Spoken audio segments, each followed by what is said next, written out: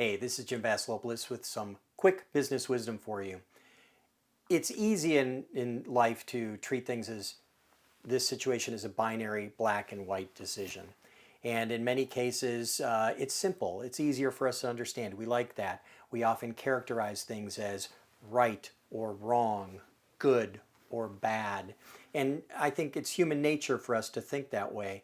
But thinking that way often slots people into different categories that are combative because you're saying you're either this or you're this. You can't be both or and.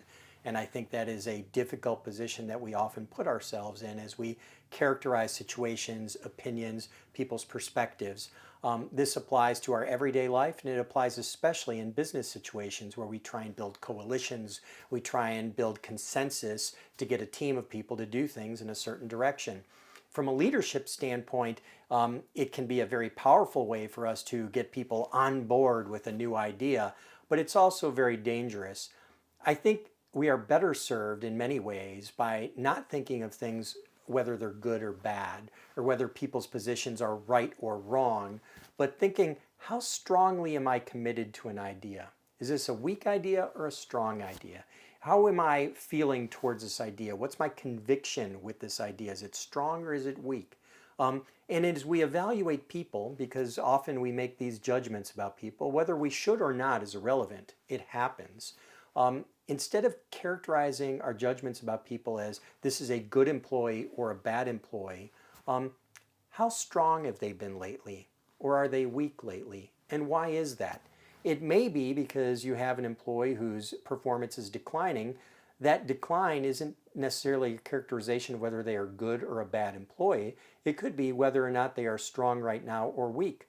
Someone who's held up because of the pandemic and working from home may be weak because they are very concerned and they have the difficult chore of caring for an elderly parent who lives with them.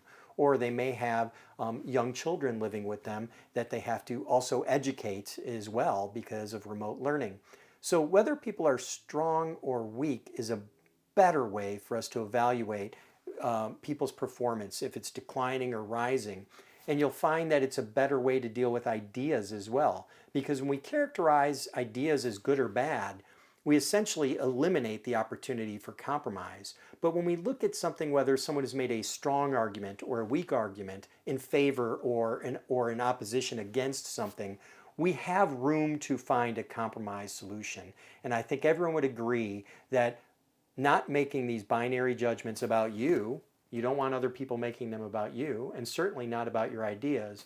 But if we were to work together and look at things as whether someone has presented a strong case or a weak case, or whether someone's performance right now is because of their strength or because of some weakness we don't yet understand, we'll all get along better, we'll all have more compromise, and we'll find that gray area in the middle where we can all work together towards common goals and achieve better outcomes. That's all I've got for you today. Thanks.